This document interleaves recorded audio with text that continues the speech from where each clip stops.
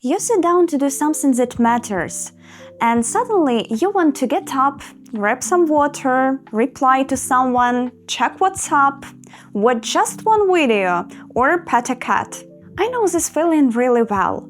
For a long time I thought something was wrong with me, that I just wasn't motivated enough, that this was simply how I was wired.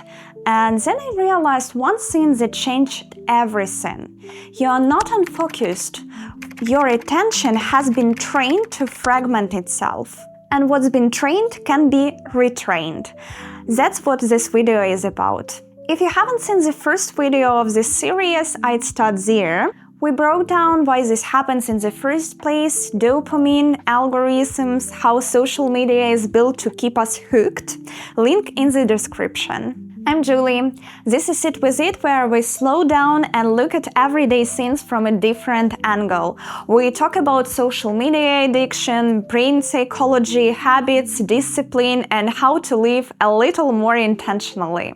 In this video, you're going to get 10 concrete steps to reclaim your attention and take back control of your time. Go grab a coffee, let's get into it. Before we get into a particular stuff, I want to tell you something about the brain. Imagine you've been to the gym in a year. You go back and you're surprised by how hard it is. Even things that used to feel easy now take real effort. The muscle didn't disappear, it just got out of shape. Attention works the same way. It's not broken, it's just been neglected. And there is actually a fancy name for this: neuroplasticity. Everything you keep doing, the brain files away as normal. It literally revives itself around what you do every day. And here is the most important thing I want you to take from this. Attention is a skill. Yes, some people have traits that make this harder. And that's a whole separate conversation, but the most of us, the problem isn't that.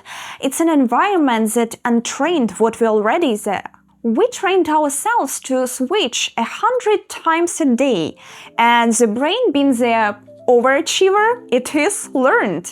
Now let's teach it to come back, because if you trained your brain to get distracted, you can use the same power to train it to focus again. There are two attention systems in the brain, and it's worth understanding both. The first, dorsal network. This is intentional focus, when you decide where to direct your attention and hold it there on purpose. Reading, writing, working through a problem. The second, the ventral network. This is the attention triggered by outside stimuli. A sound, a movement, something unexpected. And here is key thing: the ventral network is not the enemy. Remember Doug from Up? Mid-conversation he suddenly shouts "squirrel" and completely loses the thread. That's the ventral network in action. A stimulus appears, focus shifts instantly without a permission. And that's not a bug, that's a feature. When you're walking down the street and a car suddenly honks, it's the ventral network that makes you jump before you've even had time to think. It reacts faster than conscious thought. It literally keeps us alive, but imagine that system fires not once for a real emergency, but hundreds of times a day, from notifications, from sounds, from news posts in your feed. Every time the brain switches track, and every time the dorsal network has to start over from scratch. So the problem isn't that you can't focus. The problem is that environment is designed to constantly yank the ventral network and never let the dorsal one build any depth. And here is where another question comes up. If the ventral network is this powerful, why do some people learn to hold back and others don't? This isn't about willpower. It's about how the brain chooses between now and later. And there is one experiment that shows it in a strikingly clear way. In the 1970s at Stanford, they ran this experiment. A child was placed in front of one marshmallow and told, if you wait 15 minutes, you get 2. Some waited, most didn't. When they followed up with those kids decades later, the one who waited had better outcomes in school, health, and finances. Not because they were better people by nature, but because they could delay the immediate for something that mattered more. And here is the problem with social media when it comes to our goals. Everything that changes our lives requires time before the reward shows up. Think about it. You spend an hour reading and nobody cares. No notification, no like, silence. You went to the gym and brain got nothing but sweat. You worked on a project for 2 hours, zero response. But the brain wants it now. And it runs to where the hits are, the feed. You open Instagram and within 3 seconds there is already a like, a comment, someone who noticed you. That pulls you into a cycle. Dodge the hard scene, seek for relief, open your phone, feel guilty and avoid again. Sit with it for a moment. Think about the goals you set at the beginning of this year. Where are they now? Not to make you feel bad, just to see the brain on autopilot always takes the path of least resistance. And that's normal, but we can change it. Simple math: 30 minutes a day to take back instead of handing to your phone, times 375, that's 182 hours a year. Put toward what actually matters. And you don't need to become a completely different person to change your life. You just need to intentionally reclaim 10, 20 or 30 minutes. Small things every day add up to something huge, even when it doesn't feel like anything is happening. Before we get into the steps, I want to say one thing. Everything we just talked about, the marshmallow, the avoidance cycle, the goals sitting on the back burner, that's exactly why simply trying to use your phone less doesn't work. Because the problem isn't the phone, the problem is we haven't replaced it with anything. That's what these 10 steps are about. First, measure. What isn't measured can't be improved. For several years, I managed a team of 70 people working across products and projects.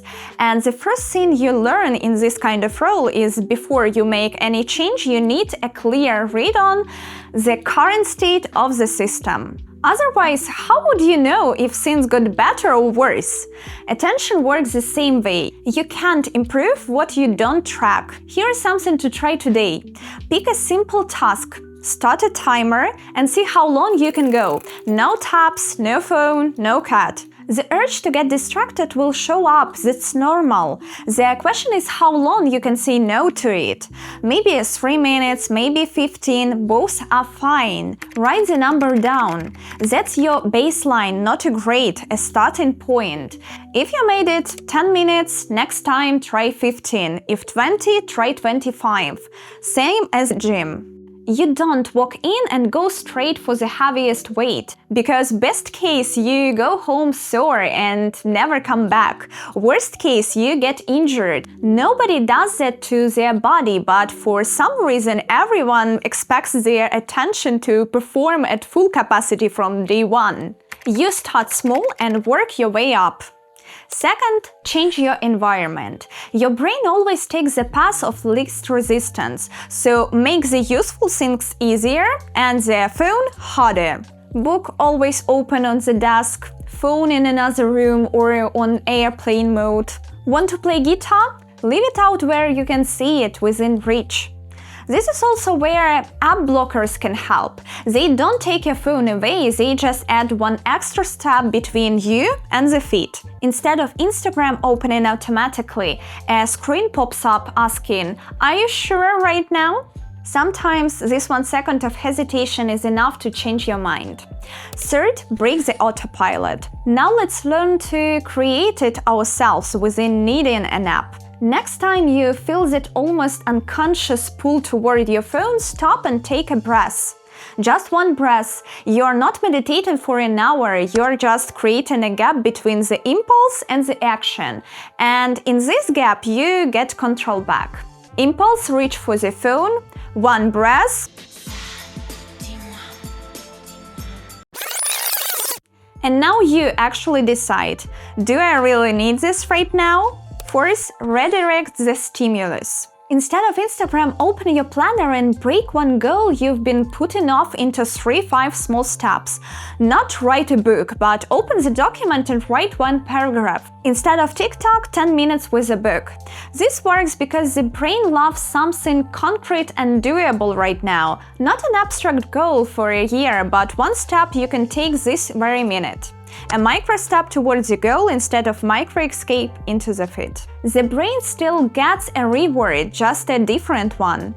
Fifth, and the one my personal favorite. When a thought pops up mid-work, I need to check something, I need to reply, I need to Google something, don't do it right away. Trust me, I know what I'm talking about. My top most unhinged Google searches: do cats dream? Why do swifts fly at dusk? Hernia symptoms while being completely healthy. Facial paralysis after childbirth. That's a whole other story, and just to be clear, I'm not pregnant. If you've ever wondered who types those bizarre things into Google, hi, it's me. So don't do it right away. Just write it on a sticky note. After your work block, look at the list. Here is what I've noticed. Most of what I wrote down I don't actually need anymore. The brain was just looking for an excuse to escape the task. It's not that you're a scatterbrain, it's that your brain is sneaky. 6. Pair the new habit with something you already like.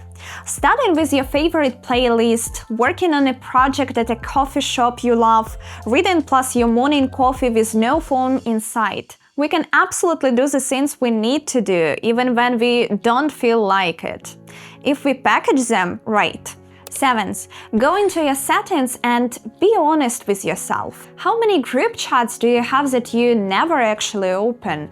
How many channels, newsletters, store updates that you just swipe away without reading? That's information noise. It's quietly pulling at your attention in the background all day. Turn off most notifications from apps and chats that clearly bring nothing important.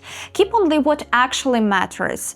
1 hour cleaning up your settings and you'll feel the difference by the next day. 8. Fill your schedule with non-negotiables. If you're not actively deciding how to spend your time, the algorithm will decide for you. Treat your time the same way you treat an important meeting. Literally, put it in your calendar. Not a maybe, just a block with a name, like a meeting with someone who's definitely showing up. Because it's exactly what it is, an important meeting with yourself. 9th, think about your mental diet the same way you think about your physical one. Gossip, empty arguments, content that leaves you feel like you're not enough. That has a cost for your peace of mind, for your ability to create and dream. Go on an unfollowing spree.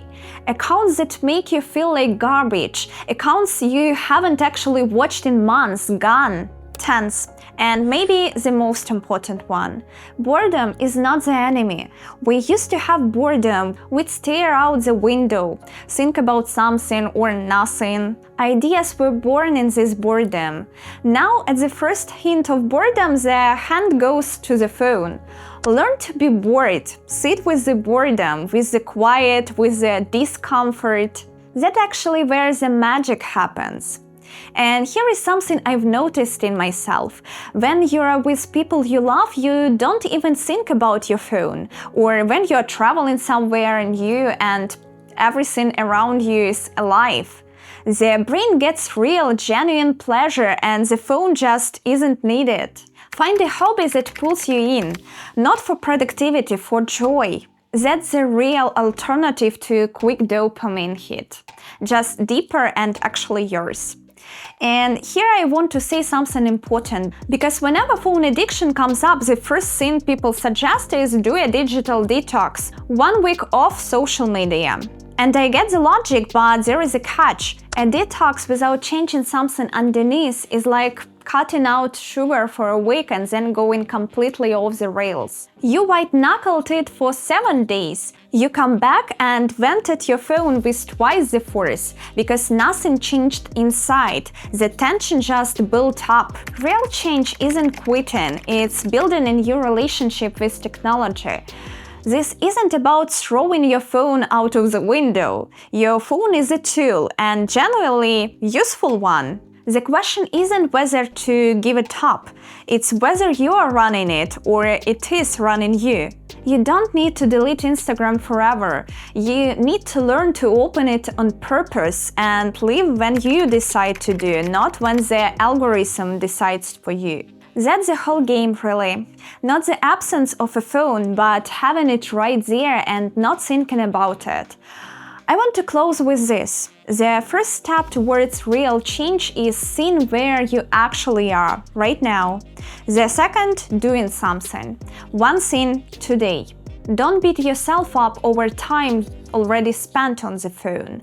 But now you are ready. The best time to start working on your attention was yesterday. The second best time is right now. What you do after this video that already says something about how you show up in your own life. If you open Instagram right now, no judgment. But if you try even one thing from this list, that's already something. Drop a comment what you are going to try first, and if you already got some wins, share those too. Seriously, drop them below. I read every single one. If this video helped you, hit like if this landed and send it to that one friend who needs to hear it. Talk soon, sit with it.